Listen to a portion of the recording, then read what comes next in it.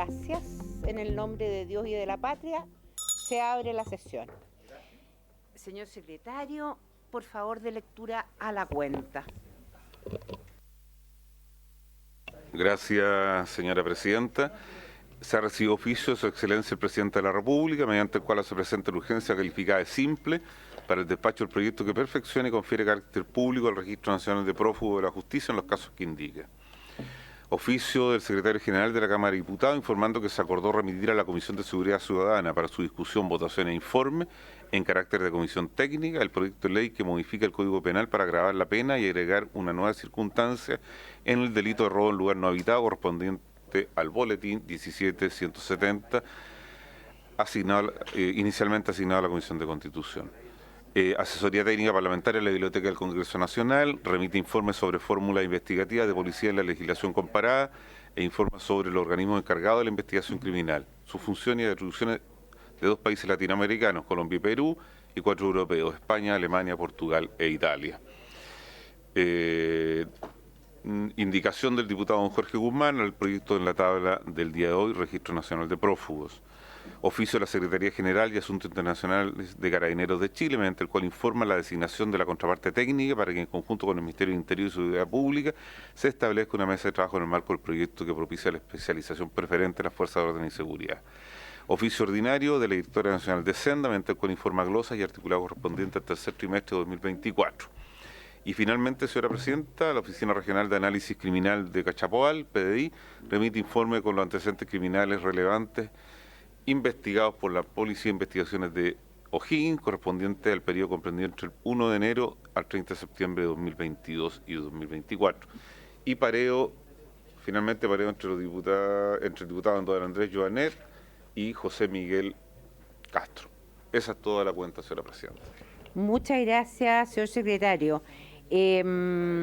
Ofrezco la palabra sobre la cuenta.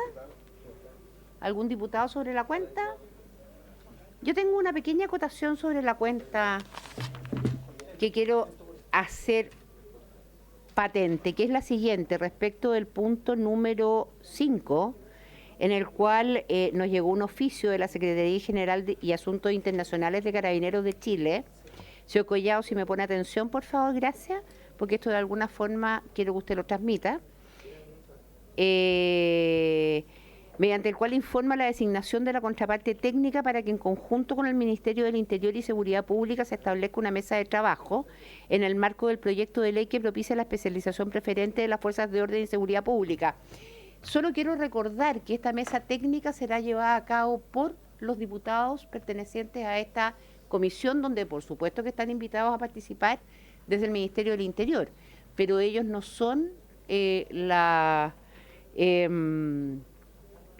no son ellos los que convocan a esta mesa técnica, sino que somos nosotros los diputados. Solo dejar eso claro. ¿Alguna otra palabra sobre la cuenta? Ninguna. Señora ministra, muy bienvenida a nuestra comisión. Estamos todavía en etapa cuenta, así que deme 2 minutitos.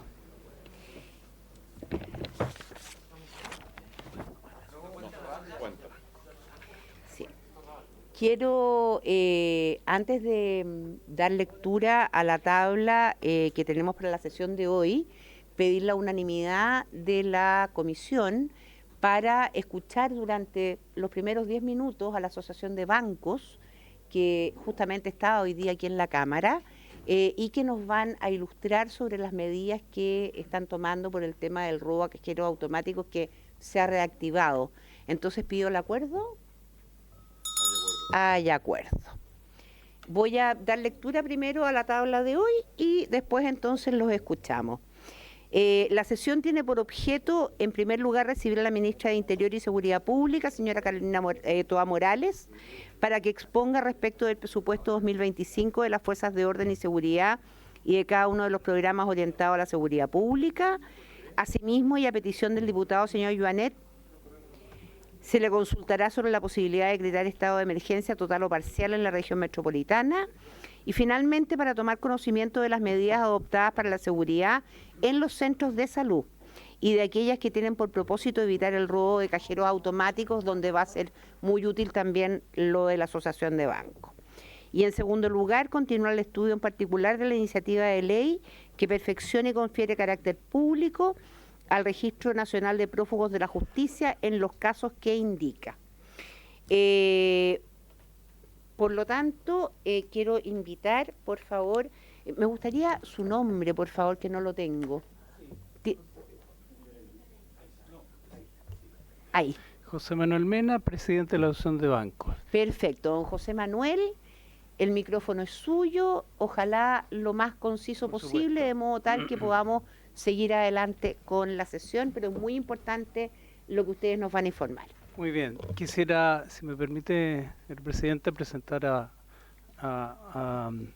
primero al gerente general de la asociación, que me acompaña en este caso, don Luis Opaso, y a don Cristian Vega, que es el gerente de operaciones y tecnología de la asociación, que tiene el trabajo directo en este ámbito de seguridad, en un trabajo extenso a esta altura, más de 2 años, con la Secretaría de Prevención del Delito, por ejemplo, y que ha estado en esta situación puntual de los asaltos a los cajeros comprometidos en cada uno de los puntos que vamos a exponer. Hay una presentación... Muy bien. Es una presentación somera, yo voy a ir a los elementos más bien me salto tal vez el marco general, que yo tal vez la comisión ya lo ha conocido.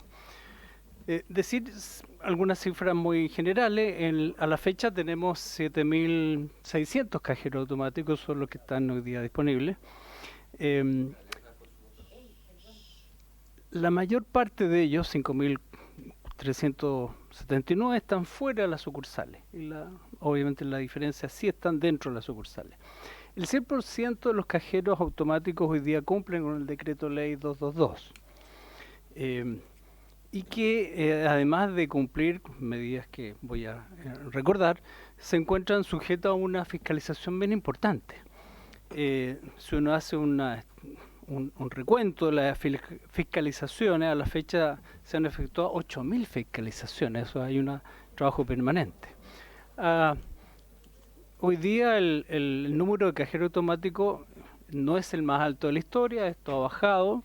Llegaron a ser algo más de 9.000 en algún minuto, estamos hablando de los años 2000, 2010, 2013 aproximadamente. El decreto 222 lo que hace es regular las medidas de seguridad aplicables a estas instalaciones. Cada uno de los esquemas de seguridad que los cajeros hoy día tienen son, como digo, revisadas por autoridades, en este caso carabineros, por ejemplo, pero además las medidas aplicables son revisadas antes de ser efectuadas, también por carabineros. También, sin embargo, opera otras entidades, hay cajeros en recintos portuarios, aeropuertos, y en ese caso la autoridad corresponde a la autoridad militar, marítima o aeronáutica. No quisiera entrar al detalle, pero decir que el decreto 222 no es solamente una medida de cajero automático, es un decreto bastante amplio, contempla sistemas de alarma, de grabación de imágenes, tiene que ver con el cómo tener un adecuado instalación en caja fuerte, bóveda, por ejemplo, ¿no? Y por supuesto en el caso de cajero automático habla también de los sistemas de anclaje. Voy ahora más directamente al punto de los cajeros. El decreto que he mencionado señala 3 medidas que son obligatorias. Sin embargo, se deben considerar una o más de las siguientes medidas de seguridad. Lo que dice es una o más de las siguientes 3. Primero es empotramiento, el segundo es blindaje, tercero un sistema entintado de billetes. Esos son los 3 sistemas. Déjenme ver elementos más sustantivos para compartir. Solo enfatizar, todos los cajeros instalados a nivel nacional hoy día cumplen con toda la normativa, lo había señalado, pero lo estoy enfatizando, y han sido autorizados para operar por esta entidad fiscalizadora que mencioné, que es Carabinero u otras entidades, dependiendo de donde estén instalados. Antes de entrar a un mayor detalle, que es lo que queremos señalar de estas 3 medidas que hoy día existen y cuáles son eficaces para el objeto, después de una historia que ya obviamente se tiene, compartir cómo esto ha tenido una evolución importante en el tiempo.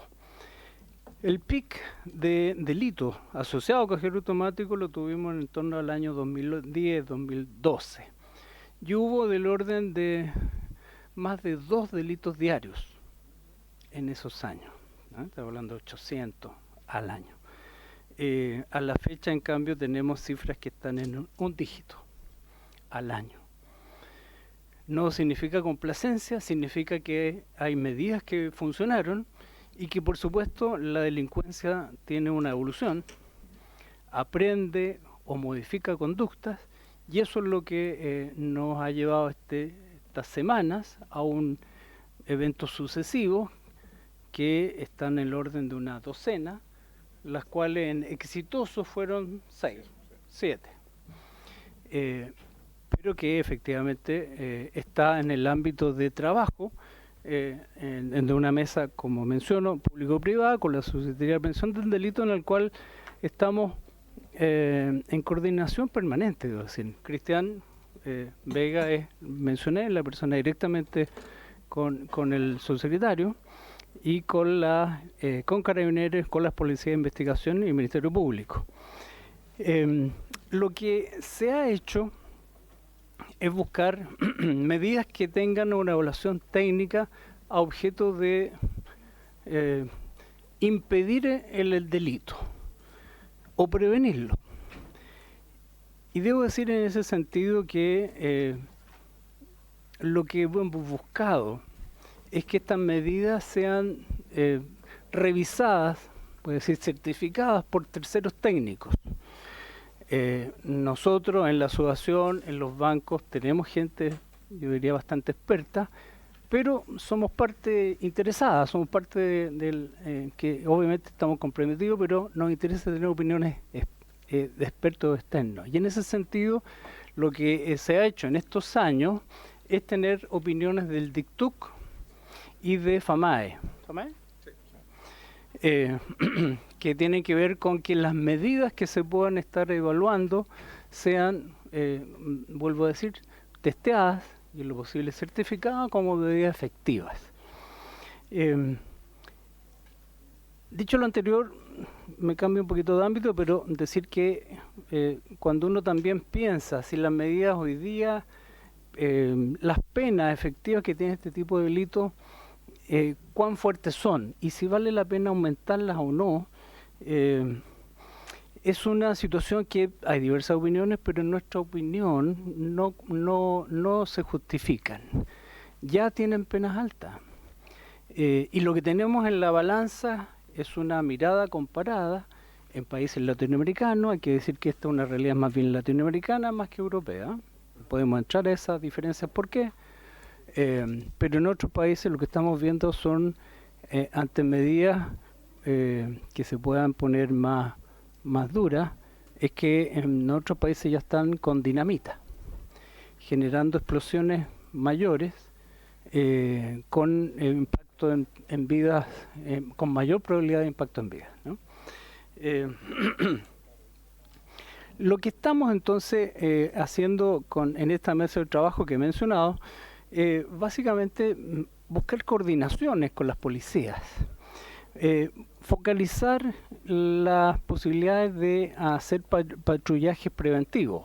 Hoy día todas las cajeros están en un mapeado en términos de su ámbito de riesgo, para poder generar los mecanismos de coordinación y de patrullaje que menciono, y teniendo medidas también de coordinación una vez que se ha producido un delito, de entrega de evidencia, imágenes. Todos los cajeros hoy día tienen cámaras adecuadas, de manera de poder, si la situación se produce, facilitar las pruebas para un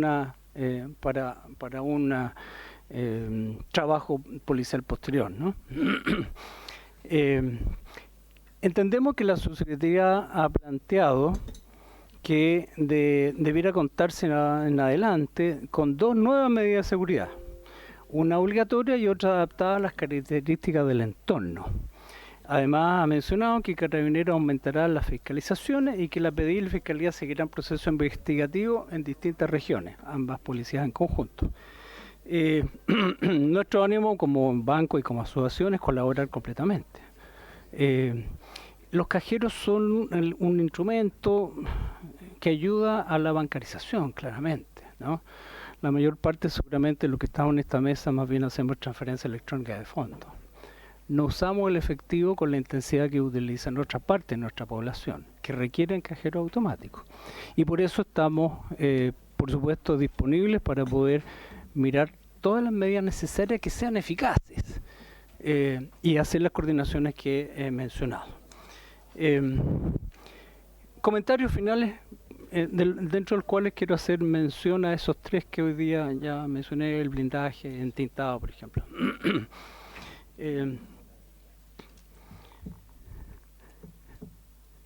En este aspecto, esta mesa de seguridad que hemos mantenido para este tema y para otros que tienen que ver con seguridad, con la Subsecretaría de Prevención de Delitos, hemos básicamente trabajado en tres conceptos. El primero es entender el problema. Lo menciono como un otro ejemplo, que es el marcaje de clientes nuestros dentro de la sucursal. Entender el problema, dónde se produce el problema. En algunos aspectos, la solución, segundo aspecto, es una solución que está en nuestro ámbito y otros no están en nuestro ámbito, ¿no? Y ahí buscar alternativas que sean factibles de implementar. Y lo tercero es mirar países, realidades comparadas, en donde pueda haber efectivamente alternativas posibles de mejorar. En nuestras conversaciones habituales son que cada medida adicional que se implemente, esto es una ecuación difícil, cómo mantener espacio de privacidad frente a la delincuencia, de manera que esas medidas que se van colocando no sean tan públicas, ¿no? Lo menciono porque es materia que sugerimos sea vista con detalle en la legislación, de manera de que pueda plantearse una atribución a la Subsecretaría, por ejemplo, para que analice las medidas adicionales, pero, como digo, que su comunicación sea reservada. Dentro de eso está el elemento que las medidas que se planteen deben tener la flexibilidad de lo que hoy día es el cambio, la tecnología que cambia, la delincuencia que cambia con técnicas distintas, ¿no? Y en ese aspecto también sugerimos que nuevos elementos de seguridad, más que queden en la letra de la legislación, queden en un espacio de atribuciones del legislador, de la Subsecretaría, ¿no? Y que, por lo tanto, no requiera modificaciones en la ley, sino que haya un espacio ahí que nuevamente enfatizo en una colaboración público-privada, se puede trabajar en buena forma. Y déjenme entrar a los puntos de las tres medidas. Ahí estamos terminando. Solo mencionar, entonces yo mencioné, habían tres formas, ¿no? Uno es el blindaje, el cual ha sido adoptado masivamente.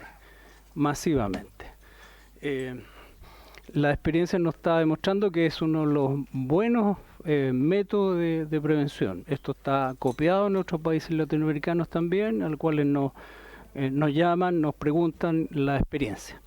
Lo segundo, el empotramiento tiene dificultades porque la mayor parte de los cajeros no son empotrables, no hay ese espacio. Voy a hacer el ejemplo en Europa. Usted camina por la calle y hay un cajero ahí en la calle. Está empotrado. Ese cajero está empotrado. Aquí no tenemos la cultura de estar caminando por una calle a hacer el retiro, ¿no? Esto requiere un espacio distinto. Aspectos culturales. Y en ese sentido, vuelvo a decir, el blindaje es lo que hoy día se usa en mayor medida que el empotramiento, y en términos de blindaje siempre es posible hacer mejoras, y eso es un análisis que estamos disponibles permanentemente.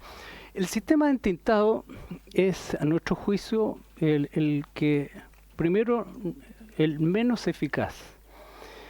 Hoy día la minoría de los cajeros ATM tienen entintado. ¿Y por qué? Porque se han buscado a otra alternativa. ¿Por qué no es eficaz? Tres respuestas. La primera es que el entintado hoy día, hay tutoriales en internet para lavar el entintado. De manera que el delincuente no es una dificultad.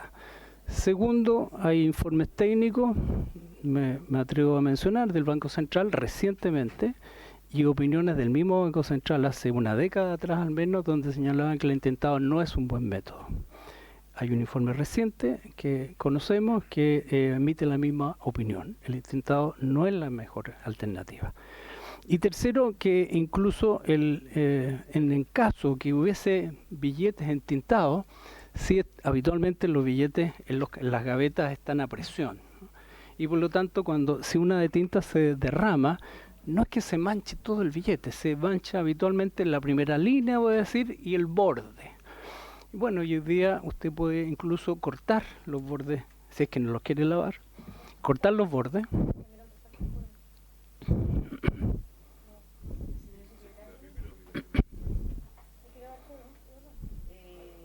Me queda una frase. Me queda una frase nueva. Sí. Decir entonces que usted basta que le corte el borde y el Banco Central le recibe el billete porque teniendo más del 50% el billete es reciclado. Muchísimas Bien. Gracias por su exposición. Yo sé que el diputado Alessandri tiene una pregunta. Sí. Sobre este tema, pero si hay que pararse, a la sala nos paramos y... ¿Van a cerrar? Sí, ella nos va a avisar, sí, dijo. No, Presidenta, esto es un tema... Primero se demuestra que cuando tomamos las medidas, yo recuerdo que el primero que escuché hablando de esto era Felipe Arboe cuando era subsecretario del Interior, se tomaron las medidas y funcionó. Bajó al tiro. Durante 10 años bajamos esto a casi cero. Ahí están los años cuando se hace el decreto 222. Y obviamente la delincuencia va aumentando. Somos un país tremendamente bancarizado, gracias al Banco Estado y las cuentas RUT. El IFE lo demostró, ¿cierto? Y también cuando uno ve los 7.700 cajeros que hay, la gran mayoría son del Banco Estado. Así que, señor Collado, que me mira ahí, el Estado lo ha hecho bien aquí en dos cosas. En el despliegue, con mayor razón. El Estado lo ha hecho bien por el despliegue de cajeros del Banco Estado y lo ha hecho bien porque ha bancarizado a la población. Ahora en los medios de pago nos falta porque efectivamente, como decía el señor Mena, mucha gente tiene tarjeta, pero al final tienen que retirar el sueldo para ir a los comercios en sus sectores, las comunas rurales, etcétera. Yo diría que la tecnología que aplica el delincuente avanza rapidísimo, por lo tanto el decreto 222 tiene que ser, ojalá secreto, no vamos a estar publicando en la página web las medidas que va a exigir al cajero porque las va a leer el delincuente. Ojalá muy flexible, que se revisara cada 6 meses y cada vez que el delincuente inventa una nueva forma de hacer explotar o reventar o tirar y llevarse el cajero, el decreto automáticamente la Subsecretaría de Prevención del Delito lo pudiera ir adecuando a las nuevas tecnologías. Ya probamos hace 2 semanas un inicio en Chile de empezar a desincentivar las transacciones en efectivo. Le pusimos 1.150 UF, me parece, que son como 5 millones de pesos. Ese es un buen camino en el que Europa ya avanzó bastante y están en cifras mucho más baja, por lo tanto, si hay menos efectivo circulando, hay menos incentivo a robar los cajeros. Y una cosa para la ministra del Interior, aprovechando que está acá, el delincuente también ve las noticias. Y en este caso muchas veces uno tiene una vocería de Carabineros, una de la PDI, una del Ministerio Público, y en el caso de los cajeros, no sé si les tocó verlos en las noticias, sale el señor de la PDI que habla y dice, todos los cajeros que han robado no estaban entintados. Primero le está diciendo a los ladrones que no todos están entintados. Y segundo, está insinuando que estas medidas del decreto 222 no se estarían cumpliendo cuando en realidad nos acaban de decir que los bancos podían elegir una de 3 o 2 de 3, o sea, no era obligatorio tenerlo entintado. Pero yo sé que es difícil porque no depende del Ministerio Público, de la ministra, en fin, pero que una vocería única y clara en el sitio del suceso es súper importante porque el delincuente también está aprendiendo de eso. Y al final, lo que vayamos aplicando para los cajeros, lo podemos replicar cuando sirvan los CEFAM, que estamos teniendo problemas, en las bombas de benzina. Ayer asaltaron a un futbolista.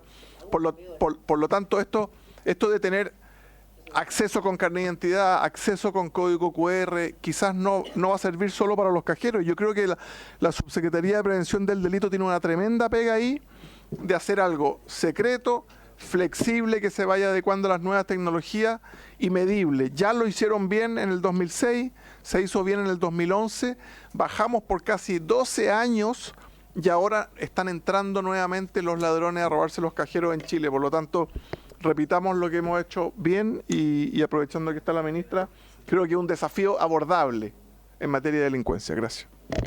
Muchas gracias, diputado Alessandri. Sí, sobre todo que estamos volviendo con las mismas técnicas que usaban antiguamente. Entonces, efectivamente, me parece una buena medida lo que dice el diputado Alessandri, que esto sea flexible en términos de irse revisando con una cierta frecuencia, de modo tal que efectivamente no nos estén pillando los delincuentes que van cambiando. Le doy las gracias entonces a don José Manuel Mena, don Luis Opaso y don Cristian Vega por su presentación. Y entonces vamos a seguir con el primer punto de la tabla. Muchas gracias. Recibiendo a la ministra del Interior. Recibiendo a la ministra del Interior para que se refiera respecto de los 3 puntos para los cuales la invitamos. Muy bienvenida, ministra Toá. El micrófono, y sí, ojalá, está de hecho en el último punto de la citación.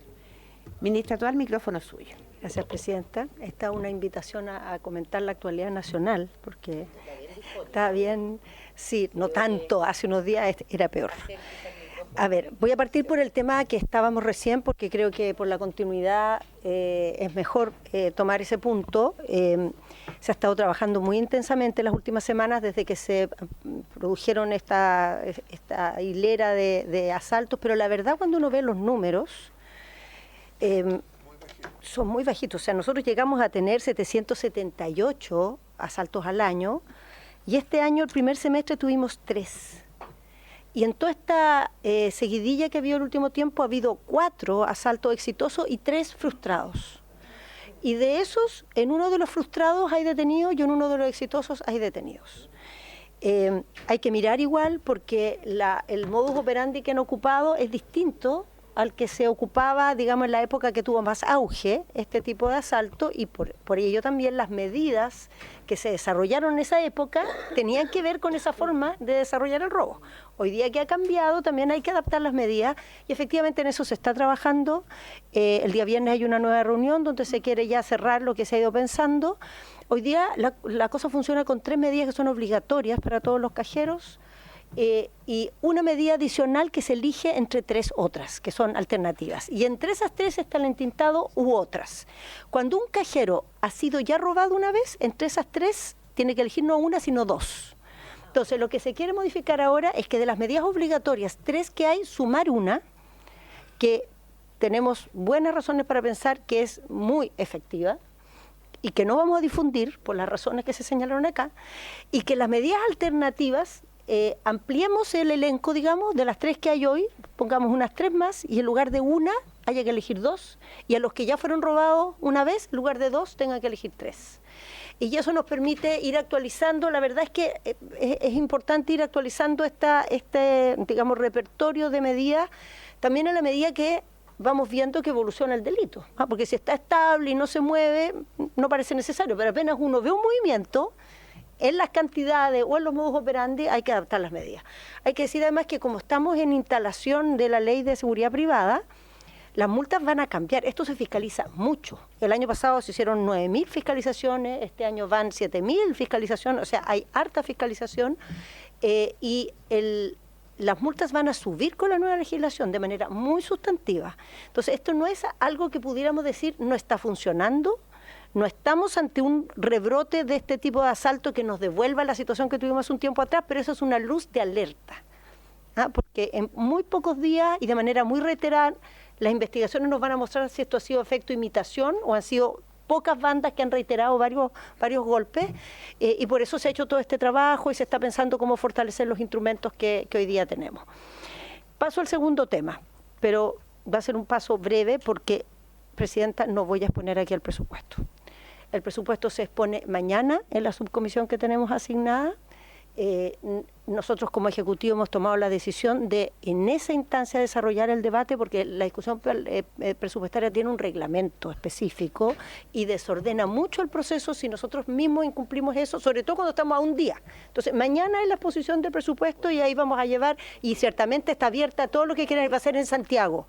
Se cambió lamentablemente, el calendario estaba anunciado, hubiera sido antes de esta sesión, pero se cambió producto de todos los cambios que había que hacer en las salas por las acusaciones, entonces lo corrieron para el jueves y mañana vamos a tener la presentación en detalle. Ministra, perdón que la interrumpa, pero sobre este mismo punto, entonces podría ser factible que a la vuelta de la semana distrital nosotros la invitemos para que podamos entrar en un poco de detalle respecto del presupuesto. Yo invitaría a que hagamos eso en las comisiones, diputada. Porque Lo que pasa es que el reglamento de la Cámara, no nuestro, establece que hay instancias para discutir el presupuesto que son otras que las comisiones especializadas. Sí, claramente. Entonces, si no para discutimos dos veces, pero no para la interrumpimos, exposición.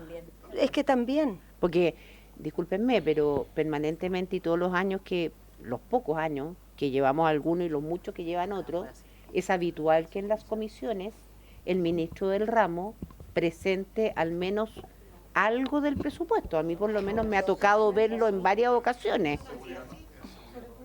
En seguridad puede ser que no, pero en el resto de la área sí. Y yo creo que lo que abunda no daña, sobre todo en lo referido a un tema que de hecho sale hoy día en el periódico La Segunda y que menciona la senadora Rincón, que es las nuevas contrataciones. Y a pesar de que no sale especificado hoy día en el periódico de La Segunda, sí me gustaría dejarlo establecido, dado que mañana la gran mayoría de los diputados se van a su semana distrital y por lo tanto capaz que no puedan asistir. Ojalá algunos puedan. Y que es el punto de la cantidad de contrataciones nuevas que están contempladas, que salió en la prensa anteriormente, para la Subsecretaría de Prevención del Delito. Entonces, a mí ese punto específico es un punto que me preocupa. Yo entiendo su argumento, ministra, pero de verdad le quiero también dejar claro que ese es un punto que al menos a mí como presidenta de esta comisión me preocupa, porque nosotros hemos tenido acá el subsecretario de Prevención del Delito y claramente hay una importante cantidad de diputados que no están de acuerdo con la eventual eficacia de las medidas que se han tomado para prevención del delito, sobre todo a la luz de la cantidad de delitos que se cometen, o sea, de prevención poco. Y por lo mismo nos preocupa que se le inyecte más recursos y en una cantidad que no es menor y más personal. Solo dejarle eso para que usted pueda seguir con su exposición, ministra. Perdón, disculpe, diputado Orsini. Sí, Presidenta, además de los argumentos que ha presentado la ministra que comparto, creo que no es responsable por parte de esta comisión tener a la ministra de Estado en medio de una crisis en materia de seguridad, como usted ha señalado, haciendo dos veces un mismo trabajo. Sin embargo, podríamos tomar el acuerdo y yo estaría disponible que autorizáramos, si es que el diputado Leal así lo permite, que pudiese venir, por ejemplo, el señor Collado, 15 minutos, a hacernos una exposición breve del presupuesto para que podamos estar todos familiarizados, ya que todos no todos integramos las subcomisiones de Hacienda. Algo así podría ser. Ahora, citar a la ministra del Interior a mí me parece que está fuera del lugar, pero no tendría problemas acordar que el señor Collado u otro asesor que el ministerio asigne pueda venir a darnos una breve exposición al inicio de una sesión legislativa. Gracias, diputada Orsini, pero tengo la duda de si la ministra, porque lo que yo le entiendo a la ministra es que efectivamente por un acuerdo del Poder Ejecutivo no se va a hacer esta exposición. Entonces yo no sé si eso eventualmente sería factible. Sí, diputado Leiva. Muchas gracias, presidente. Mire, la ley del Congreso Nacional y particularmente las leyes de presupuesto, que hoy día también se tienen que aprobar anualmente, establece un principio de especialidad y son las comisiones mixtas de presupuesto, donde se discuten esos temas. Entonces, solicitar lo que usted pretende es como si... No, yo ya no pretendo nada, yo estoy planteando lo que planteó la diputada Orsini. Por eso, pero significaría, si usted me permite, estimada presidenta, es que cualquier otra comisión se arrogue las facultades que tiene esta Comisión Especial de Seguridad Ciudadana. Entonces, hay que respetar y recordar que todos podemos participar de las comisiones, de cualquier tipo de comisión sin derecho a voto. Entonces, hay que dejar que se desarrolle sin perjuicio de las facultades fiscalizadoras, los informes que nosotros podemos pedir, pero no me parece inmiscuirnos por un tema de respeto a los colegas que conforman esa comisión y a la estructura organizacional de nuestra corporación, el que traigamos temas de presupuesto a la Comisión de Seguridad Ciudadana. Sin perjuicio que después, una vez aprobado, venga quien corresponda a plantearnos el desarrollo y la ejecución de ese presupuesto, donde sí tenemos facultad de fiscalización. Gracias, diputado Leiva, si es que se aprueba. ¿Alguna otra palabra respecto al punto? ¿Alguna palabra más respecto al punto? Ninguna. Ministra, puede seguir con su exposición. Muchas gracias, presidenta. Y no me cabe duda que la temática que se planteó y muchas otras van a ser objeto de la discusión en el proceso presupuestario, digamos, y son preguntas que tienen respuesta y tienen buena respuesta. Así que los dejo muy invitados a ir a la sesión a conocer la respuesta. Mañana era otro día, era el martes creo, pero lo reprogramaron porque han reprogramado todo y por eso también tiene una cierta lógica que nos atengamos a ese itinerario. Por favor, señores. Porque si no terminamos paralizando muchas otras materias que están en paralelo, ya demoradas por otras razones. Ya. Entonces, voy a los siguientes temas. Sí. Consultorios.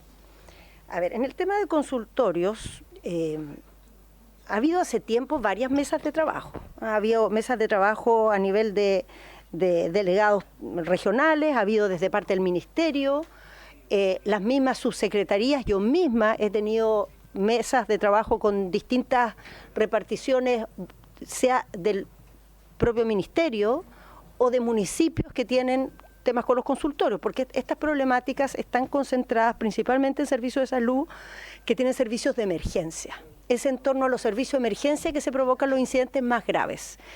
Otro tipo de incidente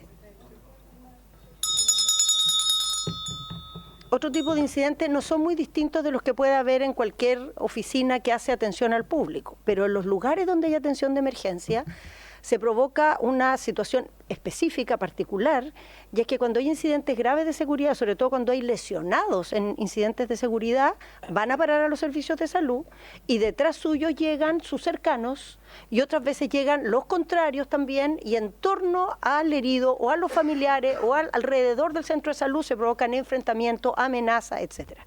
Esto se combina, Presidenta, con que en realidad en los servicios de salud hay otros problemas de seguridad que tienen que ver con el entorno, como los servicios de salud tienen horarios nocturnos. Muchas veces los problemas tienen que ver con las entradas y salidas en estos horarios, que los funcionarios se exponen a circular por lugares donde hay, en algunos barrios, incidentes permanentemente, y a eso agregamos un tercer foco de problema que lamentablemente lleva muchos años en aumento, ya que en los centros de salud hay incidentes con el público y problemas de maltrato a los funcionarios y agresiones que se han vuelto también bastante habituales. Cuando hay cualquier situación de insatisfacción, porque una hora queda para otro día, o un remedio no está disponible, etcétera, muchas personas reaccionan agrediendo a los funcionarios. Entonces, todo esto recae en las mismas personas, que son los funcionarios que atienden en estos centros, especialmente en las urgencias y especialmente en los horarios nocturnos.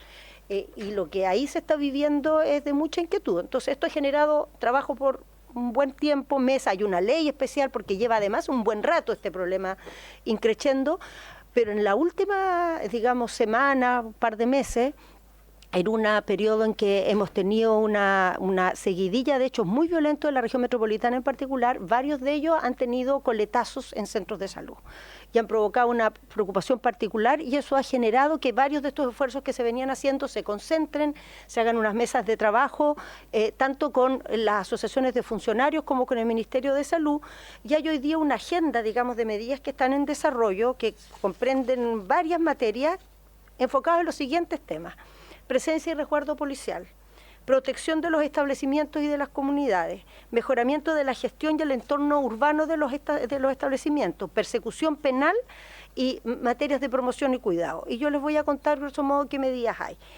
En primer lugar, para entender el problema, se ha decidido acordar, digamos, entre el Ministerio del Interior, las policías, el Ministerio de Salud y las municipalidades, que son las que administran los centros, digamos, de atención primaria, una categorización de los riesgos que hay en los centros de salud de acuerdo a una serie de indicadores que tienen que ver con las denuncias hechas por funcionarios por situaciones que han vivido, las denuncias que hay en el entorno, y también los reportes internos que hay a través de las autoridades sanitarias, porque muchas veces las personas no denuncian, digamos, la denuncia que corresponde a la policía o a la fiscalía, pero hacen sí la denuncia a través de sus servicios internos, con su jefatura, etcétera. Entonces, con todos estos antecedentes, se va a hacer una categorización de los niveles de riesgo que tienen los centros de salud. 5 niveles de riesgo.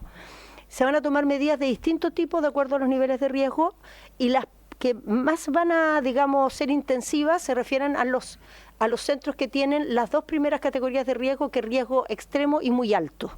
Ahí se van a establecer sistemas de puntos fijos.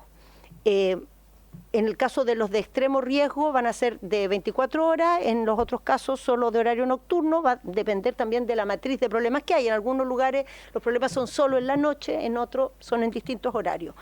Esto es un esfuerzo muy grande desde el punto de vista de las dotaciones policiales, esfuerzo que tiene impactos en otras prioridades de seguridad, y por esa razón se van a tomar 2 medidas complementarias. Perdón, ministra, disculpe que la interrumpa, pero necesito hacerle una pregunta en este minuto en relación con lo que manifestó el diputado Alessandri para el tema de los cajeros. ¿Estas medidas se van a hacer públicas o cuál es? No, es que me preocupa que las anuncie, porque sabemos que los delincuentes también escuchan esto. Sí, miren. Y sí, por favor, diputado Leiva, ¿me deja? Porque no estoy haciendo una pregunta, solo estoy advirtiendo si es que será prudente hacer esto públicamente, dado que sabemos que mucha gente escucha esto, o si van a ser medidas que simplemente no se van a mencionar, porque esta es una sesión abierta, ya. No es una sesión secreta. Presidenta, esa es mi aprensión. ¿Se va a hacer público lo que se está haciendo público? ¿No se va a hacer público qué consultorio va a tener punto fijo 24 horas, cuál no va a tener? Eso no se va a hacer público. Pero que va a haber consultorios con punto 24 horas, lo estamos haciendo, ya lo hicimos público de hecho, pero no el detalle de cuál, eso no. En otros casos que hay menos gravedad, se van a priorizar otro tipo de medidas menos intensivas, como patrullajes preventivos, operativos de control periódico, etcétera. Pero esto de los puntos fijos, como absorbe personal, porque quiero recordar, el punto fijo no puede ser una persona sola, hay turnos, hay fines de semana, y esto además sucede en comunas donde hay necesidades enormes de seguridad. Entonces, no es una medida sostenible en el tiempo de manera indefinida. Por eso se van a complementar esta medida con 2 más. Una es que se van a hacer estudios de seguridad en algunos consultorios para ver la viabilidad de transformar a algunos centros de salud en entidades obligadas que deban tener vigilantes privados, no guardias como tienen actualmente. Esto podría ser una medida, digamos, santo remedio, si no fuera por una razón, que las entidades obligadas que tienen vigilantes privados contratan el servicio de personal de vigilantes privados, pero el armamento es propio. Imaginarnos centros de salud, municipio, Ministerio de Salud, que tiene armamento, que tiene sistemas de resguardo de armamento, suena a lo menos difícil. Entonces, para no descartarlo de antemano, vamos a hacer los estudios de seguridad, pero sabemos que esto tiene dificultades. O sea, que no es una medida obvia ni fácil y que en muchos lugares no hay condiciones para tomarla probablemente. Pero se va a evaluar de todas maneras, se va a hacer el estudio de seguridad para contemplar la alternativa de manera sistemática. Tercera opción es que cuando tengamos disponible infraestructura crítica, los centros de salud son infraestructura crítica y puntos fijos con soldados se pueden hacer. Aquí me aprovecho de contestar la pregunta del diputado Joanet. El Ejecutivo varias veces ha evaluado el tema de estado de emergencia en distintos lugares, siempre hemos decidido que no es la mejor medida. La principal razón es porque, como está definido en la Constitución, el estado de emergencia significa que las fuerzas militares toman el control de la labor de seguridad del Estado, toman el mando, no es que colaboran, sino que se hacen cargo. Y la verdad es que tanto nuestra opinión, como la opinión de las Fuerzas Armadas, como de las policías, como de los expertos, es que ese expertise no existe y que los riesgos asociados a ese rol son mayores que las posibles ventajas. Sin embargo, lo que sí pueden hacer las Fuerzas Armadas es colaborar con el esfuerzo de la seguridad. y donde el Ejecutivo ve que esa colaboración podría ser mayor, es en roles que están ligados a la vigilancia de lugares con perímetros acotados, hacer puntos fijos, en lugar de estar haciendo patrullajes, en lugar de estar teniendo gran interacción con situaciones cambiantes. Entonces, cosas de este tipo, controles en rutas, controles en centros estratégicos de transporte, son cosas que uno se puede imaginar como factibles, que minimizan los riesgos y que las hacen en calidad de colaboradores y no de jefatura de la estrategia de seguridad. Pero para eso tiene que estar resuelta la ley de infraestructura crítica. A propósito de eso, ya que estamos, el presidente tiene una reunión estos días con los presidentes de ambas cámaras y los presidentes de ambas comisiones de defensa para intentar acordar con ellos un itinerario de despacho de esa ley, porque esa ley lleva 1 año con urgencia, lleva más de 1 mes con discusión inmediata y todavía no se vota un artículo. Entonces nos preocupa mucho ese avance. Ahora, hay medidas adicionales, medidas de protección a los establecimientos, donde se van a hacer, primero, se va a profundizar la fiscalización de las empresas de seguridad que hay en esos recintos, porque hay guardias privados, no vigilantes, pero guardias hay. Se van a hacer planes de prevención de riesgo de seguridad y simulacros de emergencias ante agresiones para tener que los funcionarios sepan qué hacer si llega una turba armada, qué se hace, si atacan por la izquierda, se atacan por la derecha, tener un mecanismo de respuesta. Establecer medidas de protección al interior de los establecimientos en coordinación con el Ministerio y con los municipios, cosas como sistemas de televigilancia y de alerta en el interior, botones de pánico, cierres perimetrales, blindajes de ventanas o de puertas, zonas seguras al interior de los recintos. En la tercera línea, que es el mejoramiento de la gestión del entorno, aquí son proyectos de prevención situacional. La mayoría de este trabajo se tiene que hacer con los municipios o con los gobiernos regionales, aunque algunas veces lo puede terminar financiando el mismo ministerio a través de la SPD, con inversiones como es iluminación peatonal en el entorno, cámaras de televigilancia, paraderos seguros, recuperaciones de espacio público y asignación de espacios de estacionamiento para los funcionarios, porque ese es otro tema. Las personas salen en la noche, a veces no hay estacionamiento cerca, tienen que caminar cuadras y cuadras, es otro factor de riesgo, digamos.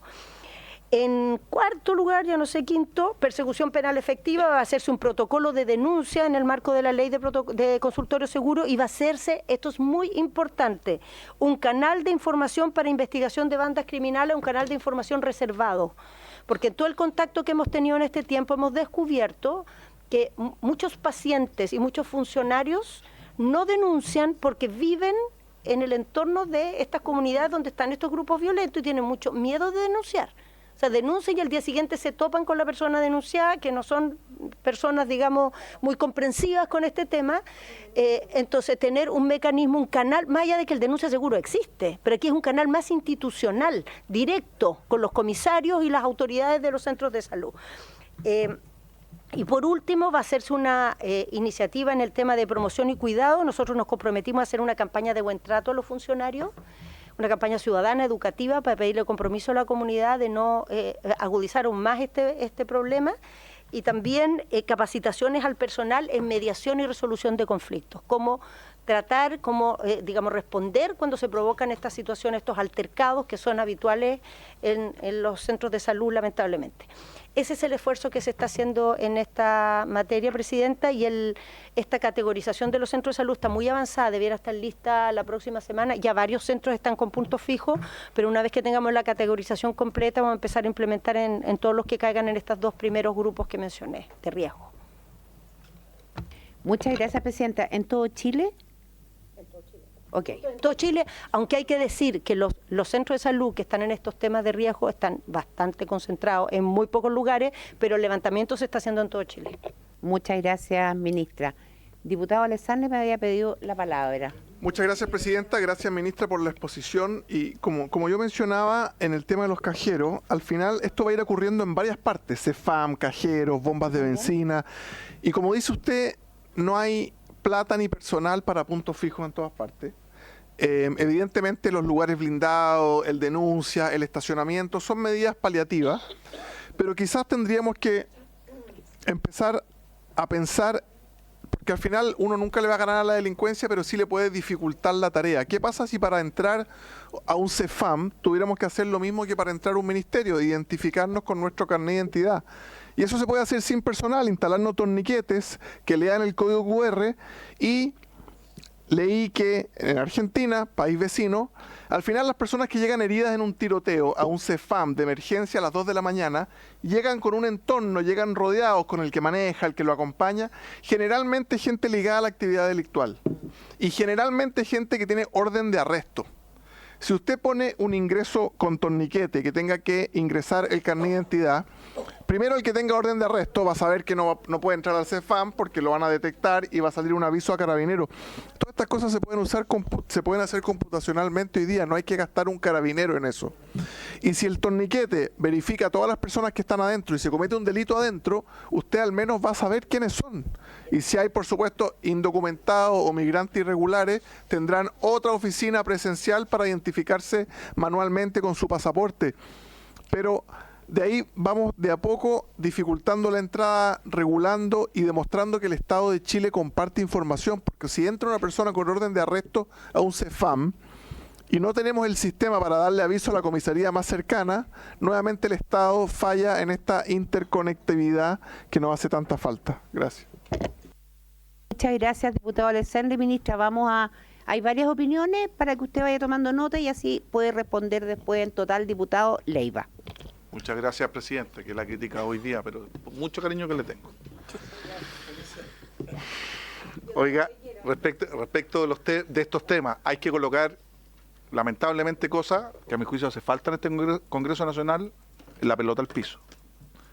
La crisis de cajeros automáticos del año 2010, 2011 eran 700, 800, luego tuvo un repunto el 2015, eso generó la ley 20.601, antes era robo en lugar no habitado, se modificó, se agregó un artículo 443 bis que establece presidio menor en su grado máximo, con escalamiento, todo se le dio. Y se fue hacia abajo, de 3 años y un día 5. Pero además, presidente, aquí viene un poquito, presidenta, ministra, la crítica, que efectivamente esa 20.601 que incorpora el 443 bis, Rafa, además le entrega y le delega a través de decreto supremo al Ministerio del Interior la forma de regular, lo que usted decía. Todos tienen que estar anclados y después usted tiene que optar entre empotrar, blindar y entintar. Pero es una facultad del Ministerio. El Ministerio hoy día puede exigir. Entonces, llama la atención que a veces aparezca en la prensa, no, agradezco, le pido una mesa. Aquí hay un mando claro por parte del Ministerio del Interior, en este caso la subsecretaría, de tomar decisiones. En lo comunicacional creo yo que se vio débil, en mi opinión personal. Y efectivamente ese 222, que es un decreto supremo, se puede modificar y establecer estas normas. Yo sé que la ley de seguridad privada también lo va a complementar, pero yo creo que debiera haber, y lo conversábamos, para materias de reserva, una remisión a un oficio que vaya actualizando las formas de poder ir previniendo. El blindaje ya sabemos que no es tal, oye, el tema del antintado, y que tienen que ser materias reservadas, y remitirlo a un oficio, a una circular del mismo ministerio, a una mesa técnica, pero eso se puede avanzar y yo creo que hoy día tenemos esas atribuciones. ¿Por qué lo señalo, ministra? Porque creo que es muy importante mantener la calma. La comunicación también que entregan las policías a ese respecto es muy compleja, porque yo creo que alarma más que lo que tranquiliza, y si bien es un fenómeno complejo, hay que ponderarlo en su justa razón. Eso digo yo, con respecto a los bancos. Porque además comentábamos otro tema, con la problemática que se va a dar hoy día, de efectivamente que los pequeños emprendedores van a tener que declarar las transferencias, eso de manera inevitable lo que va a producir más efectivo, más cajeros automáticos, y hay que prevenir esa materia, ministra. Por eso yo creo que el 222, el decreto supremo, se puede modificar de manera rápida y de manera más activa. Respecto de los CEFAM, comparto plenamente todo lo que dice relación con medidas de prevención situacional. Comparto lo que plantea un poco el diputado Alessandri por su intermedio, ministra. Hay que hacer las cosas un poco más difíciles y, por ejemplo, con normas habilitantes tal vez, tener sistemas de registro biométrico de inteligencia artificial de cámara que se pueda individualizar. Ahí tenemos una ley de los derechos del paciente, se puede resguardar, pero que quien vaya a uno de estos centros de salud sepa que va a estar individualizado a través de un torniquete que parece muy invasivo, pero que es una medida efectiva en esos lugares, o podríamos pilotearlo, hacer un piloto. Lo que sí, yo mantengo mis reservas, ministra, respecto a los vigilantes, porque no me parece que puede ser una idea que la gente la puede entender, pero creo que en el fondo es muy compleja, no solo porque requeriría una modificación legal, porque hay que recordar, no solo modificar la actual ley de seguridad privada y la que esperamos entre en vigencia luego, porque efectivamente los vigilantes tienen que ser funcionarios o dependientes por Código del Trabajo, claro, del propio, sí, del CEFAM y del municipio. No, se requiere una modificación legal. Entonces eso para mí es mucho más complicado. ¿No? No, es que sí, pero esa entidad, por eso, pero en el caso de los municipios, que es un poco la manera tal vez que coloco en la palestra, el que contrata es el municipio del servicio de salud y no tiene planta para contratar a un vigilante privado. Ese es el problema que se puede dar. Sin perjuicio de las armas, contratarlo, lo planteo.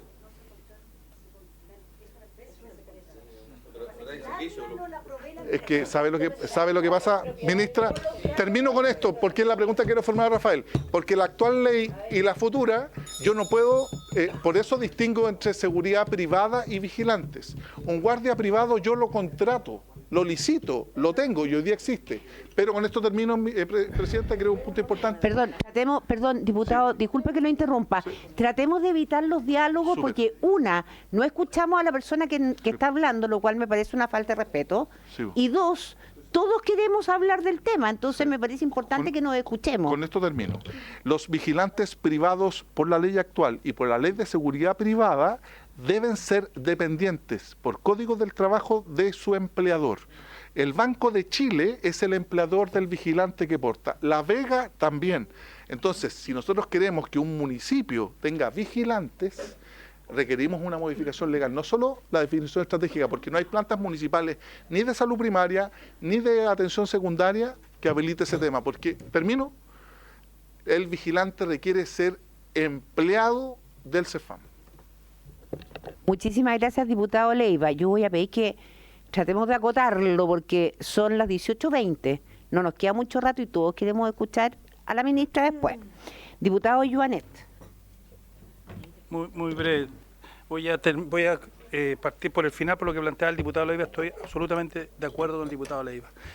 Nosotros este es un debate que estamos dando, pero es un debate que parece que está pasando. Nosotros no le podemos entregar la arma al mundo privado. O sea, yo en alguna parte de esto me perdí. Aquí nosotros tenemos en definitiva una policía que queremos potenciar. Estuvimos discutiendo hace una semana un proyecto que finalmente quedó ahí, pero está abierto. Entonces, nosotros, o sea, la posibilidad de corromper a la vigilancia privada, a guardia, etcétera, es mucho más alta que corromper a carabineros, y que a veces ocurre que se corrompe, ya sabemos, tenemos un caso reciente. Entonces, yo lo primero que quiero es señalar como una cuestión ideológica, si usted quiere, que nosotros no podemos, o sea, el Estado es el que tiene que controlar el monopolio de la fuerza y por tanto la seguridad. Y esa es una cuestión que o sea, estamos dejando pasar, y vamos dejando pasar, y se empiezan a anchar esto, y de repente no nos damos ni cuenta. Y vamos a tener entonces en sectores, como cuando ocurre, por ejemplo, uno va a algunos países, unas personas que están armadas resguardando algunos barrios, sobre todo sectores más acomodados. Uno le pasa cuando recorre América Latina, se va a algunos lugares y en esos sectores hay una guardia con un tremendo armamento. Yo eso es lo primero, y por eso coincido con lo que plantea el diputado Leiva por su intermedio, en el espíritu de lo que él plantea. No podemos enanchar eso es imposible. Eso ya este país deja de ser lo que ha sido tradicionalmente, más allá de nuestras diferencias. Lo segundo es que yo también me perdí en alguna parte, y quiero hacer una pregunta a la ministra. Yo puede que esté desinformado, pero a propósito de lo que planteaba el diputado Alessandri, hace unos años atrás hubo un problema con una licitación en Carabineros con la SIMCAR. Y yo no sé en qué está eso, porque en definitiva, si el tema de la SIMCAR estuviera funcionando bien, nosotros con Carabineros, y hoy día con la inteligencia artificial, una persona con una cámara en un consultorio inmediatamente sabríamos que es un delincuente. Yo no sé en qué está eso, porque yo me acuerdo que en 2021 fue esa licitación, que fue una licitación fallida, porque yo tal vez no me haya informado, y se lo digo así, sin saber nada, capaz que se esté funcionando, en fin, yo le he hecho una pregunta a la ministra y a Carabineros. Y por otra parte agradecerle a la ministra por su intermedio, porque cuando nosotros le invitamos, ministra, es justamente porque queremos dar esta discusión no en caliente, queremos dar una discusión de cómo en definitiva podemos ayudar con todas las herramientas que tenemos a una crisis que tenemos, que es la crisis de la seguridad, y que lo hemos señalado también, que ustedes se encontraron, más allá de la reacción o no, con una situación que no es de ahora, que venía hace tiempo, etcétera, pero que hoy día nos tiene desbordados, y eso es su objetivo. Y con los carabineros que tenemos, el número de carabineros, pues si tuviéramos los 30.000 carabineros que faltan, aquí mismo Carabinero dijo que faltan 30.000 carabineros, tal vez no tendríamos esa crisis, porque tendríamos carabineros en casi todas las esquinas y no hay. Frente a eso, hay que echarle mano a lo que tenemos. Es verdad que los militares no están preparados para ser policía, es verdad, eso es cierto, y yo coincido con usted. Pero cuando uno está en crisis, está en crisis. Y hoy día tenemos una guerra desatada contra el crimen organizado, porque hoy día las poblaciones, los sectores, en muchos sectores de Santiago, el crimen organizado pampea, anda en la impunidad total. Y yo siento que la gente se sentiría más seguro, como en la Araucanía, y usted lo ha señalado, cuando ven a unos militares en la esquina. Pero ahora, yo estoy dispuesto a lo que usted ha planteado. Lo que acaba de señalar, una vez aprobada la ley de infraestructura crítica, efectivamente podemos movilizar militares en la región metropolitana en algunos sectores donde nos permitiría también mover a carabineros. Y yo por eso le agradezco, porque en definitiva ese es el debate que queremos dar. Un debate para poder aportar y ayudar, ¿no? Entonces, primero eso, pero mi pregunta a propósito es el tema de la SIMCAR. ¿Qué ha pasado con eso? ¿En qué está eso? Porque en el fondo, me imagino que Carabineros tendrá esa licitación que se hizo el 2021, que fue fallida, me imagino que se habrá hecho después, ¿en qué estado está? Y le aprovecho de preguntarle a la ministra. Gracias, Presidenta.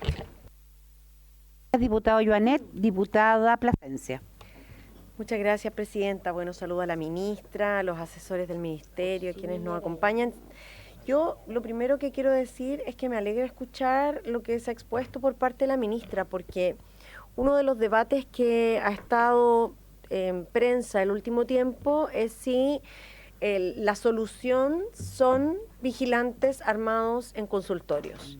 Y la verdad es que el debate no es ese finalmente, sino que es toda esta serie de medidas que se toman a partir de un análisis serio de la realidad, que contempla la diversidad también de situaciones que ocurren en nuestro país y donde las mesas de trabajo no son unilaterales, sino que son con quienes viven esta realidad y conocen, por supuesto, lo que ocurre en los distintos consultorios y que lamentablemente hemos visto, claro, que son situaciones muy violentas. Entonces yo me alegro, ministra, de verdad, que existan todas estas cosas que usted ha detallado, porque una medida por sí sola no resuelve las cosas. Acá no hay una varita mágica que nos permita decir esta es la clave para resolver los temas de agresiones o de violencia.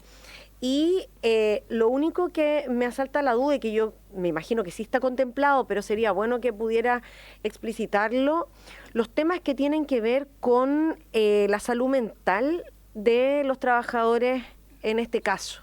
Porque hay medidas de contención o de cuidado hacia los funcionarios, campañas que me parecen bien, capacitaciones, pero yo creo que hay hoy día un estrés en estos sectores en particular, y me ha tocado conversar con algunos funcionarios y funcionarias, y la verdad es que el tema del estrés que se vive como producto de la instalación también de situaciones de mucho temor, eso es bastante, digamos, se va traspasando, ¿no? De unos sectores a otros, de unos lugares a otros. Entonces, si pudieran explicitar ese tema, como de la atención en salud mental, y por otro lado, el que efectivamente podamos discutir mayormente en profundidad si es que en algún momento se toma la decisión.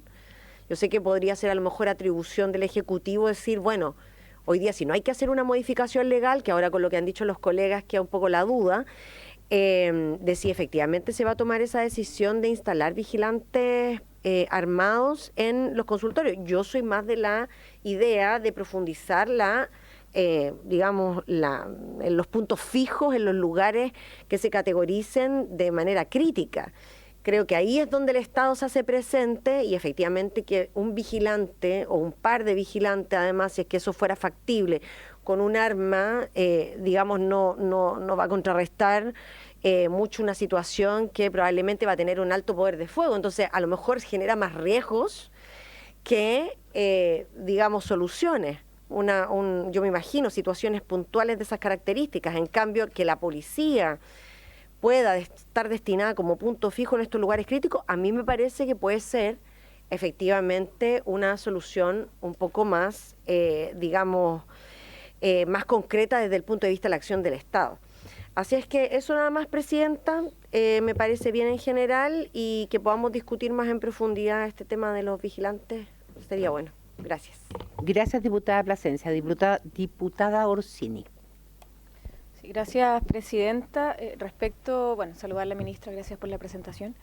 Respecto a los vigilantes privados, yo también quisiera poner algunas aprehensiones sobre la mesa. Yo comparto que no requiere de modificación legal, que existen las facultades para poder hacerlo vía decreto o modificación reglamentaria.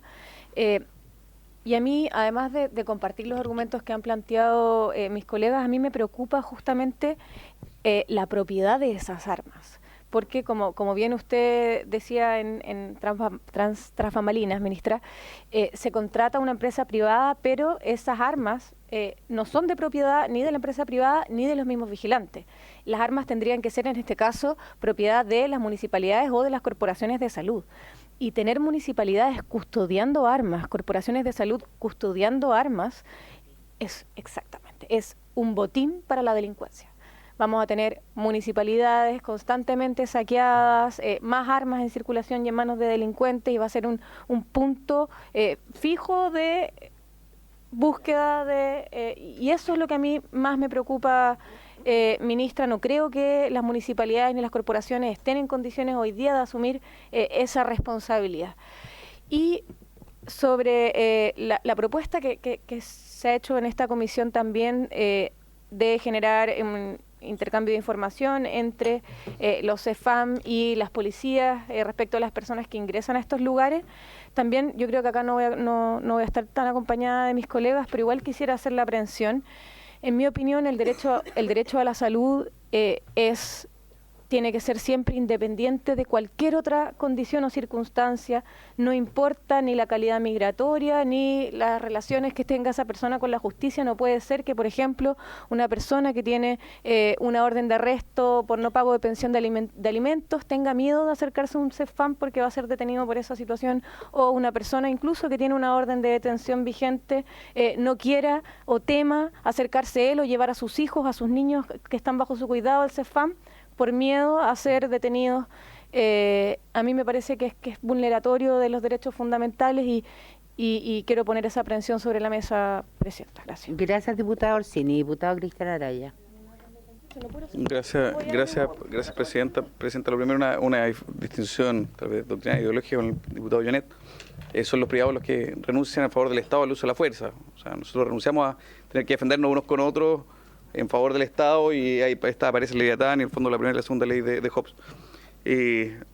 Dicho eso, aquí hay un par de consideraciones. Uno, en particular a la ministra, una consulta es qué es lo que ha pensado la ministra a la hora de desplegar eventualmente a las Fuerzas Armadas en la adquisición del material bélico y la instrucción necesaria. Yo sé que no es propio de su ministerio, pero si los va a tener en la calle, sería a mi forma de ver una irresponsabilidad tener, por ejemplo, en un CESFAM a un militar con un fusil 5.56, el Galil, que es el fusil reglamentario. Entonces, que si lo percuta, va a atravesar murallas, 2, 3, 4, 5 personas. Entonces, el riesgo es tremendo. No es un arma para poder ser usada en un espacio reducido. Entonces, si esto va a conllevar una mayor inversión en ese tipo, en armamento corto, o eventualmente subametralladoras que podrían reunir mejor las características, en el fondo, más que un fusil que es el reglamentario, que es el que tiene masivamente el ejército. O sea, una cuestión bien aterrizada y bien práctica. Y si esto también incorpora el uso de armas menos letales. No sé si ha habido algún avance, por ejemplo, en el uso de taser, porque seguimos entrampados en esta discusión, que es media ridícula. Incluso el ex general director de Carabineros, en su última intervención en este edificio, se reía un poco de esa discusión, porque ya estamos discutiendo una cuestión que es bizantina, en circunstancias que hoy los problemas son son los muertos. ¿No? Estamos preocupados en el fondo si le da un poquito más o un poquito menos la corriente a este tipo de herramientas.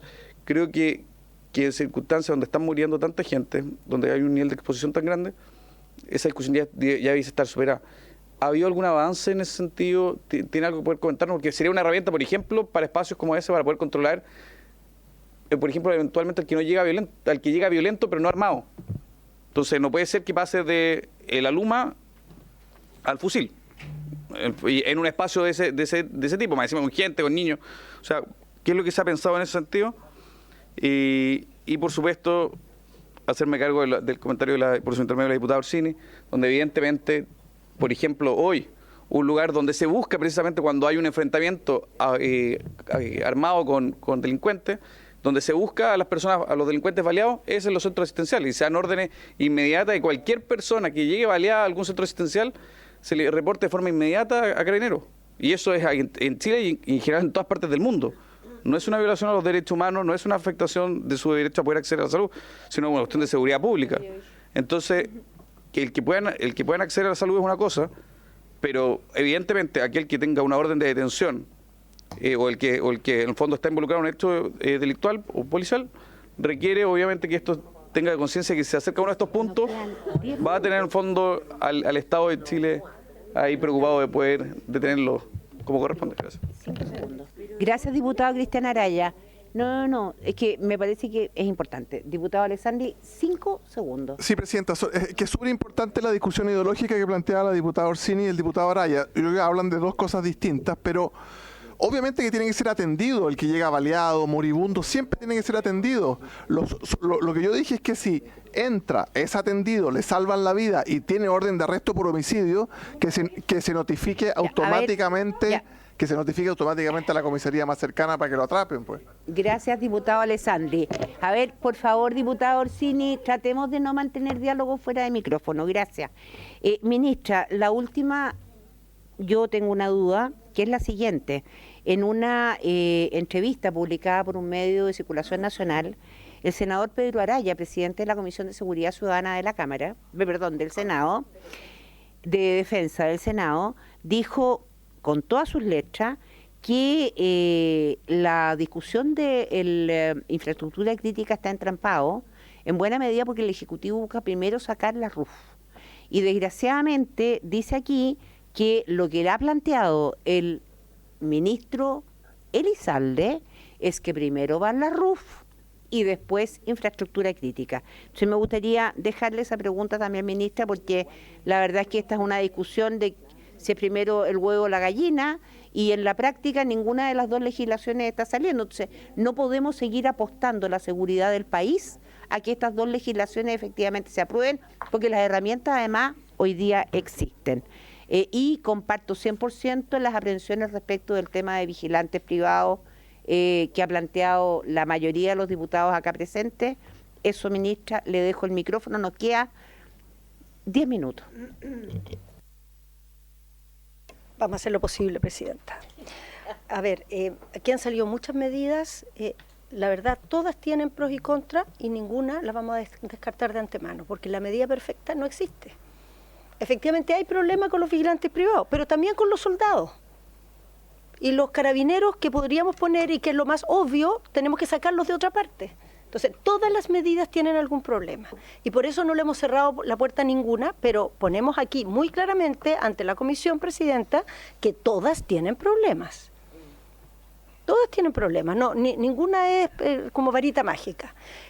Yo presentaba al principio estas distintas categorías, algunas tienen que ver con la seguridad del recinto, entre esas entra el tema del torniquete, las áreas blindadas. Si uno pone, por ejemplo, torniquete, pero no tiene áreas blindadas, no es suficiente. Porque desde afuera van a disparar. Y si es frágil la estructura de la entrada, no se logra seguridad. Ahora, ciertamente, si uno pone áreas blindadas, pero no tiene resuelto el tema del acceso, las personas van a entrar y van a pasar por el blindaje y adentro van a hacer el enfrentamiento. Entonces, tenemos que pensar una combinación de factores y además tiene que ver con las características del recinto. Los recintos son distintos, tienen características distintas. Verificamos ahora la ley de seguridad privada, que aprobamos recientemente, permite la contratación externa de servicios de seguridad privada, vigilantes privados, personal, pero no armamento. No armamento, el armamento tienes que tenerlo y nosotros compartimos que es una dificultad. Si no, yo lo planteé, digamos, de antemano. El problema es que ninguna de las soluciones alternativas está exenta de dificultades. Y creo que hay algo, presidente, que hay que decir de manera más clara. Nosotros estamos implementando y adelantamos una ley de llamado a servicio a carabineros recién retirados. El próximo año viene en las provisiones que trae el presupuesto recursos para sacar a 1.000 carabineros de funciones administrativas y de notificación y reemplazarlas por civiles. Adicionalmente vamos a incrementar los funcionarios que están formándose, que hoy día son 2.700, en 800 plazas adicionales. Pero la verdad es que todo eso todavía es insuficiente para recuperar la cantidad de carabineros que teníamos antes del 2020. Porque desde el momento que se duplicó la formación de carabineros y no se duplicó la capacidad de la escuela, ese mismo día dijimos, vamos a tener la mitad de carabineros. Es como firmar, Chile decide tener la mitad de carabineros. Entonces, año a año están egresando la mitad de carabineros. A eso sumemos todos los que se retiraron para el estallido. A eso sumemos que durante los 2 años de pandemia estuvimos con las escuelas a mitad de capacidad por el distanciamiento social. Entonces, y a eso sumemos que el negocio de la seguridad privada anda todo el tiempo buscando levantar carabineros y ofreciéndoles alternativas laborales fuera de la institución. Entonces, la verdad es que el esfuerzo que hay que hacer en Chile, que hoy día se está haciendo uno enorme, pero hay que sostenerlo en el tiempo. O sea, si el próximo año aquí, entre las 800 plazas y los 800 carabineros y el adelantamiento de llamado a servicio, estamos en el fondo generando 2.100 carabineros adicionales, habría que tener medidas de esa dimensión año tras año, por 10 años, para activar la carga. Y mientras tanto vamos a tener que tomar medidas alternativas. Pues lo que no podemos decirle a la gente, mire, vamos a reforzar la seguridad en los CEFAM, así que la feria se las arregla sola, en la salida del metro, ahí verán cómo lo hacen. Eso no es una alternativa que le podamos decir a la gente. Entonces, por eso esta priorización, por eso esta medida, que la entendemos mientras podemos activar cualquiera de estas otras opciones en el corto tiempo. Lo de la SINCAR vamos a averiguarles una respuesta general. Lo de salud mental, el Ministerio creó hace tiempo un programa de apoyo, se refuerza y se hacen iniciativas extra cuando los centros de salud tienen ataques y pasan por situaciones muy estresantes, pero efectivamente es un tema. Y quiero decir que en ese tema el asunto del trato con el público es muy importante, porque eso es como la línea de base. Los episodios de inseguridad suceden cada cierto tiempo y agravan la situación, pero cuando la línea de base ya es frágil y es de un estrés y de una permanente tensión y de una permanente conflictividad, ya las personas tienen mucho menos espacio para resistir una crisis, están al límite todo el tiempo. Entonces, algo que también se ha trabajado con el Ministerio y también ha sido solicitado por las asociaciones de funcionarios, por el personal de la salud. Los soldados... A ver, cuando nosotros hemos desplegado soldados en la macrozona sur y en la frontera, se han hecho capacitaciones y se han complementado equipamientos. Ellos hoy día tienen elementos disuasivos para actuar, pero efectivamente no es un cuerpo que este ha sido el centro de su formación y de su actividad. Por eso nosotros pensamos, cuando nos abrimos a la idea de incorporarlo en áreas densamente pobladas, áreas urbanas, en hacerlo de manera selectiva para ciertas actividades precisas y no para cualquier cosa. Porque hay que hacerlo bien, porque el resultado que podemos tener de esto puede ser muy malo si no tomamos estas precauciones. Entonces, en lo más mínimo cerramos la puerta, en lo más mínimo tenemos complejos respecto a esto, pero queremos hacerlo bien. Y al respecto, el Ejecutivo siempre ha pensado que estos proyectos tienen que correr en paralelo. Por eso hemos señalado en el Senado que lo ideal es que se aboquen a despachar infraestructura crítica que recién está en primer trámite, porque RUF está en segundo trámite. Entonces, sí, lo despachan a la Cámara para que avance la Cámara mientras ellos siguen trabajando con RUF. De hecho, todo el año pasado que RUF estaba aquí, infraestructura crítica estaba en el Senado, con urgencia todo el año, igual no avanzó ni un artículo. Ahora, dicha la verdad de la verdad de la verdad, tampoco es cierto que no podamos hacer infraestructura crítica sin RUF. Hoy día tenemos militares en el sur sin RUF porque hay RUF administrativas.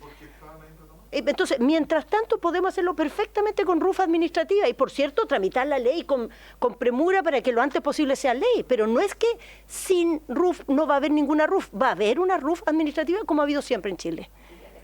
Entonces, esa es una opinión que tenemos muy clara. Y de hecho, Presidenta, lo más categórico de esto que estoy diciendo es que RUF tiene suma urgencia e infraestructura crítica, tiene discusión inmediata. O sea, el gobierno, el Ejecutivo habla con señales, digamos, formales, no un tema de opiniones que se dicen. Por algo una está con suma urgencia y otra está con discusión inmediata. Esa es la señal que hemos querido dar todo este tiempo. Eso, Presidenta. Y Taser está en Carabineros. Es un protocolo que ellos tienen que hacer, está en fase de generar el protocolo porque la decisión de tener uso de este armamento en Carabineros está tomada y el protocolo hay un protocolo de armas menos letales que se llama, que hoy día se está, digamos, desarrollando, que incluye varios otros equipamientos y entre ellos las pistolas Taser. Entonces, con ese protocolo vamos a tener para Carabineros una posibilidad de uso de esa herramienta, pero eso es Carabineros. No estamos pensando Taser para funcionarios municipales y el tema de los soldados es otra cosa, está en otro terreno, por el momento no se ha planteado en ese ámbito. Y creo que sería bueno que la aprobáramos en Carabineros antes de ponernos a pensar otras opciones. Creo que es bueno tener esa experiencia primero. Muchas gracias, ministra. Supongo que no hay más preguntas al respecto. Yo creo que la ministra fue bastante clara respecto a este punto. Solo nos quedaría pendiente el punto 2 de la citación, que es el proyecto de ley, que claro, efectivamente, en particular de la iniciativa de ley que perfecciona y confiere carácter público al Registro Nacional de Prófugos de la Justicia en los casos que indica el boletín XX. El problema, ministra, es que sucede lo siguiente. Hoy día no podemos continuar con la comisión hasta las 7 de la tarde, puesto que tenemos que poder ir a la sala, dado que va a haber que votar. Y la sesión en la sala termina a las 7, por lo tanto, tenemos que terminar esta comisión antes. Entonces, nos van quedando 5 minutos. Yo, francamente, no sé si usted en 5 minutos puede referirse a este proyecto. Sí puedo. Si puede en 5 minutos, perfecto. Entonces, el micrófono no sé es tuyo. si va a bastar, Presidenta, pero avancemos ya que estamos acá. Sí, porque de no ser así, ministra, vamos a volver a invitarla para que podamos seguir con la discusión de este proyecto y otros que pretendemos poner. Hay una cosa que le quería decir, ministra, sí, mire. Nosotros hemos avanzado bastante rápido con los proyectos de ley de los famosos fast track legislativos. En la Comisión de Seguridad Ciudadana del Senado también.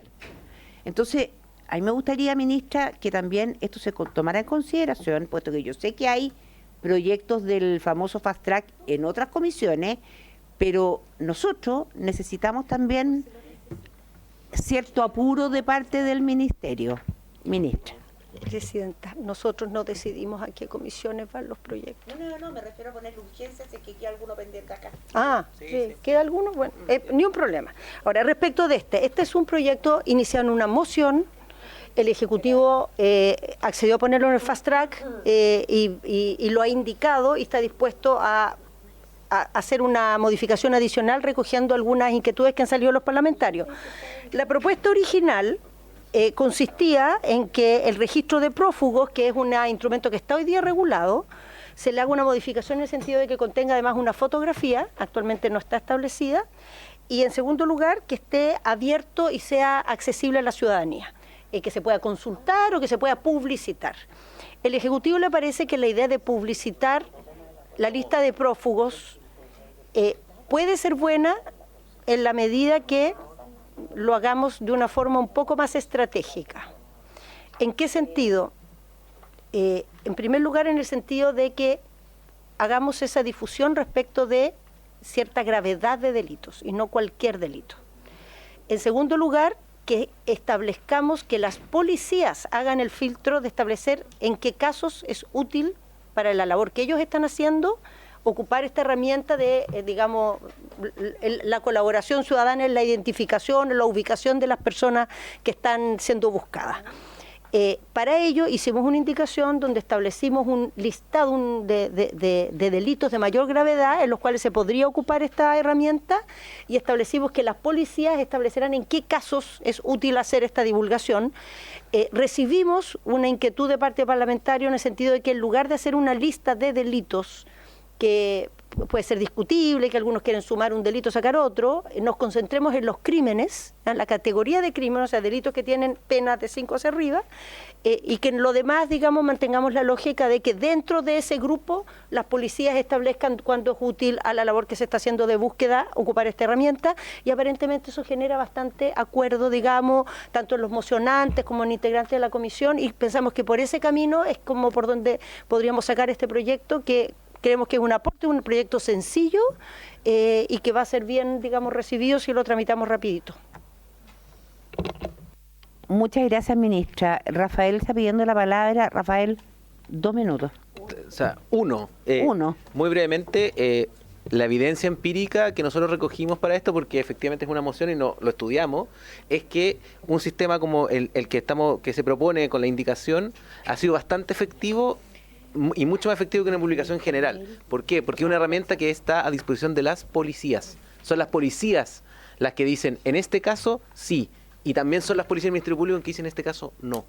Y eso hace que casos muy específicos sean muy importantes, como que esto exista para mejorar y hacer más eficiente la persecución penal. Ahí está muy, muy acreditado a nivel, sobre todo, de paper académico, el efecto beneficioso que tiene en esta modalidad.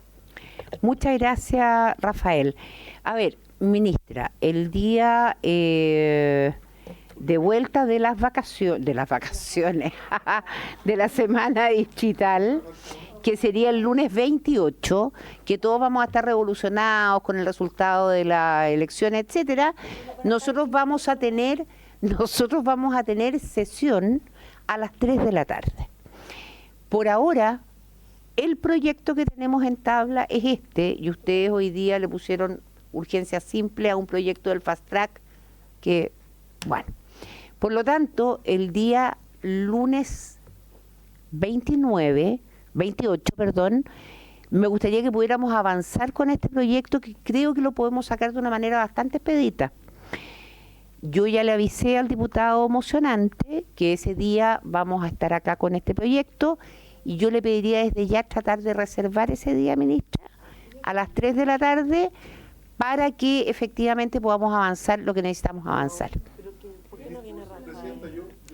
No voy a someter a acuerdo ahora algo que está acordado por diputados que no están acá, porque eso me implica a mí, y usted lo sabe, señor diputado Leiva, me está poniendo en un pie forzado, y yo no voy a pedir acuerdo, menos aún.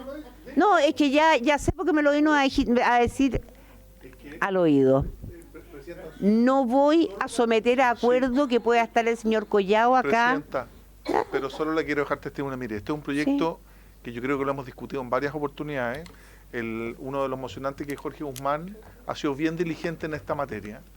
Y si nosotros vamos a supeditar la tramitación de este proyecto de ley, yo siempre entendería, y por eso le pedía esa quesencia, de que pudiera comparecer, porque es un tema eminentemente técnico, de técnica legislativa, jurídica. La ministra vino, estuvo acá, y por eso le quería pedir ese acuerdo y someterlo a votación. Diputado Leiva, no voy a someter a acuerdo, pero porque no eso me significa un problema con los diputados que pidieron esto y que no están presentes. Aquí tenemos que administrar. Por lo tanto, no, diputado, no existe la posibilidad que yo pida ese acuerdo hoy día. Por lo tanto, ministra. No, presidenta, entiendo que esto lo van a definir ese día. Yo, toda mi disposición a venir. No puedo asegurarlo porque faltan muchos días y porque es el día siguiente de una elección donde suele haber un poco de movimiento en la moneda. Si llega a suceder que no puedo venir, pido lo dejamos para el día 30. Pido que se tome en consideración que vine, expuse el proyecto de ley, no es que es lo más mínimo que no queramos ayudar o contribuir o participar. Yo tengo muy clara su disposición, y lo más probable es que, bueno, dado que usted ya expuso la posición del gobierno, podamos avanzar ese día independiente de que usted no esté, y si por X o B no pudiéramos avanzar mucho más allá, siempre está disponible el día miércoles 30. Habiéndose cumplido con el objeto de la sesión, esta se levanta.